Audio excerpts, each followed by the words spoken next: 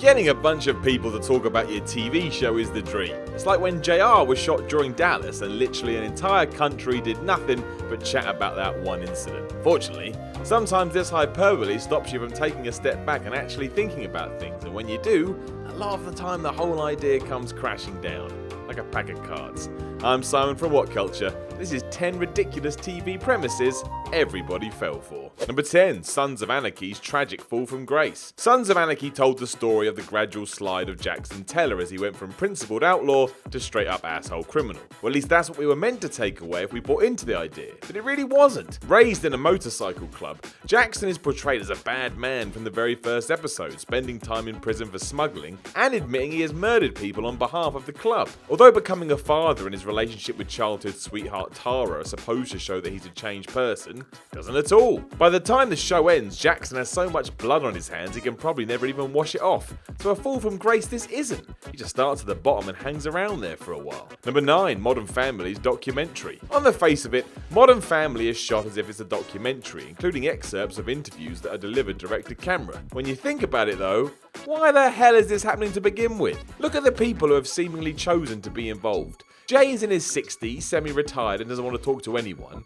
His kids Claire and Mitchell are on paper tightly wound control freaks, and the rest of the crew are just the polar opposites to everybody else. Does that sound like A, individuals who would want to do this, and B, a group that anyone would want to film for 8+ years? This program wouldn't last a week if it was legit, as there would be a war within days between participants and makers. Number 8. House's character study. House ran for 177 episodes and told the story of a drug-addicted genius, Dr. Gregory House, and his adventures at a hospital. The problem though is House himself. While he has moments of magic and saves lives on a regular basis, he's also bonkers and wouldn't last a day at any properly run medical facility. It worked, so you can't complain too much, but it wasn't exactly the smartest approach when you think about it. Number 7. Preacher's doomed small town inhabitants. For those that don't know, the comic version of Preacher is a violent yet kind of funny road trip where lead man Jesse Custer and friends are confronted by some weird grotesque people as they go on a religious quest. You wouldn't know that from the TV series though, or not for a while anyway. The first season focuses on some small town people in Texas that all die before the Preacher's finale.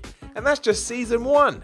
It makes no sense whatsoever. It's proper bonkers. Number 6. Buffy the Vampire Slayer's hero status. The hero of a TV show has to do it all. As well as carrying the program on their backs, they need to be the central focus most of the time. Joss Whedon understood that but wanted to approach it differently. Hence why Buffy the Vampire Slayer looked like the traditional horror victim, a slight blonde lady who gets confronted by monsters in the dark. The twist was though that here, she would kick everybody's ass and it was pretty cool. The problem, however, is that for most of the entire show, Buffy moans that she doesn't want to be this hero and complains that life isn't what she wants it to be. What's worse, her friends and allies that rally around her all do want to be there and have given up something to support her. This crew are the real heroes, Buffy just kinda there. Number 5. The following serial killer premise. On paper, the following seems pretty smart. The FBI estimates that there are as many as 300 serial killers haunting the highways in America at any one time, and this show was going to provide all of them with connections and leadership. Then you start watching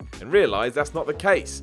Making every nutjob part of the same cult took away the most fascinating part of the serial killer narrative, which is finding out how they got to this place and why they're doing it to begin with. Number 4. Prison Break's solid idea. Given that Prison Break's premise is summed up in the title, it's easy to find an audience for it. The whole thing is about bursting your way out of jail. Cool, nice, I get it. The problem is what came next. Even before the first season had aired, networks suggested this may work better as a film, because where do you go after season 1? And they were right.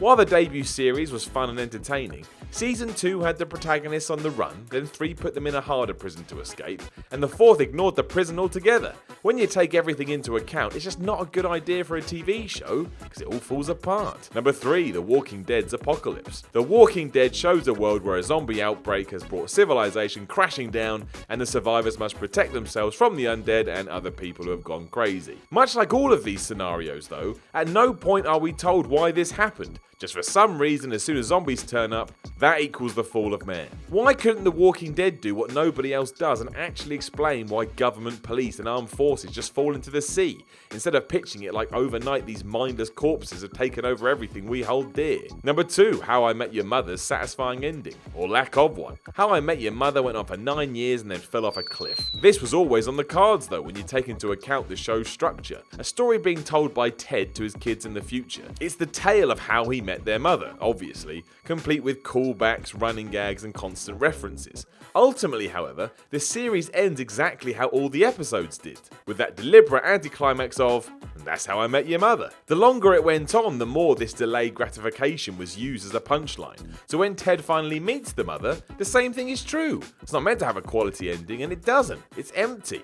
This was the whole thing. Number 1, Sherlock's detective skills. Because Sherlock Holmes is meant to be a smart dude, he often works things out that we, the normal people, couldn't, and that's fine and we accept it. The problem though is that here he actually uses abductive reasoning all the time, which raises some issues. Now what does that mean? Well, it's when you take the facts and form your own hypotheses that does tie everything together. This is what Sherlock does with everything, but just because it could make sense doesn't mean that's the be all and end all. He could be wrong. If Holmes ever took a moment to think about things, it'd be fine, but he doesn't. He acts upon them straight away before doing any kind of test. Of course, this is all because it's written by someone who isn't a super detective, and therefore the whole idea is just a magic trick, or basically to make you believe that Holmes is well smart, whereas actually he's just following breadcrumbs. Know of any other TV premises people fell for? Let us know in the comments below, and then don't forget to like, share and subscribe. Then make sure you go to whatculture.com to read more articles and follow Whatculture on Twitter at Whatculture. I am Simon from Whatculture, and I'll chat to you again soon.